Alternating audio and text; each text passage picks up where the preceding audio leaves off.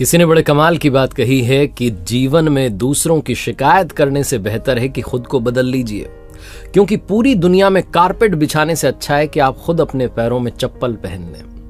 नमस्ते दोस्तों, मैं हूं आरजे कार्तिक। एक बड़ी छोटी सी कहानी एक मिडिल क्लास परिवार की, जिनका सपना था कि उनके घर में एक दिन कार आ जाए। बच्चे पापा से जिद करते थे कि पापा बस कार खरीद लीजिए। पिताजी एक प्राइवेट कंपनी में नौकरी करते थे, उतना पैसा जमा नहीं कर पा रहे थे कि कार खरीद लें। उनके एक बेटा और एक बेटी थी, और पत्नी भी कहती थी कि बच्चों की जिद है, कुछ तो ऐसा कीजिए, सेविंग्स इकट्ठी कर लीजिए, लोगों से उधार ले लीजिए कि कार आ जाए घर में। और वो कहते थे मैं उधार नहीं लूंगा, पैसे जमा करूंगा फिर जाऊंगा खरीदने के लिए। बहुत मेहनत करने के बाद में एक डाउन पेमेंट जितना जो है पैसा इकट्ठा हुआ, और उस व्यक्ति को लगा कि मेरे परिवार की सबसे बड़ी खुशी है कार खरीद करके आएगी, तो चलते हैं कार खरीदने के लिए। पूरे परिवार को एक सरप्राइज दिया, कहा चलो आज फाइनली वो सपना पूरा करते हैं। कार के शोरूम में गए, जो कलर पसंद किया था बच्चों ने वही कार उन्होंने खरीद ली। कार खरीदने के बाद में जब वहां से निकले तो पूरा परिवार उस कार में सवार होके, उनके वहां पर परंपरा थी कि जो मंदिर था शहर का सबसे बड़ा, वहां सबसे पहले कार को ले जाया जाता था। तो उस मंदिर की ओर जा रहे थे, शाम का समय था।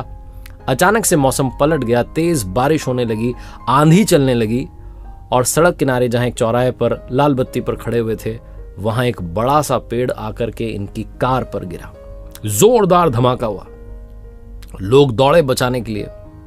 चारों जो परिवार के सदस्य थे सुरक्षित थे, लेकिन कार बुरी तरीके से क्षतिग्रस्त हो गई थी, टूट गई थी, तहस नहस हो गई थी। जितने लोग आसपास खड़े थे सब कहने लगे क्या कार खरीद ली है, कितने खराब मुहूर्त में खरीद के लाया हो, ये वो कह रहे थे। इन चारों को हल्की चोटें थी तो इनको ले जाया गया अस्पताल में, ठीक हुए। अब घर के बच्चों को लग रहा था कि पापा तो कार बेच देंगे, वाइफ को भी लग रहा था कि इस मनहूस कार को तो रख करके क्या करेंगे। लेकिन क्योंकि कार का इंश्योरेंस था, सारी चीजें थी, उस व्यक्ति ने कहा मैं कार बेचूंगा नहीं, मैं इस कार को ठीक करवाऊंगा, कंपनी में वापस भेजूंगा, रिपेयर करवाएगी।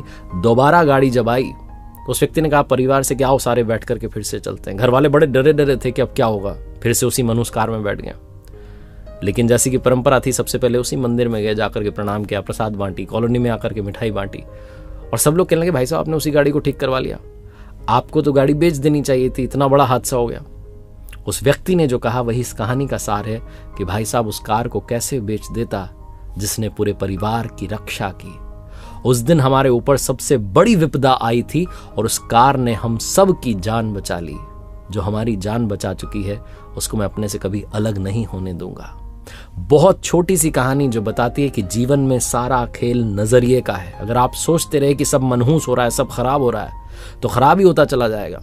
और अगर आपने सोचना शुरू किया कि जो हुआ उसमें ऊपर वाले का प्लान है, हो सकता है कि सब ठीक हो जाए, इसीलिए उन्होंने ऐसा किया है, तो आपको जिंदगी में आशा दिखने लगेगी, पॉजिटिविटी दिखने लगेगी, पॉजिटिव वाइब्स आप तक पहुंचने लगेंगी।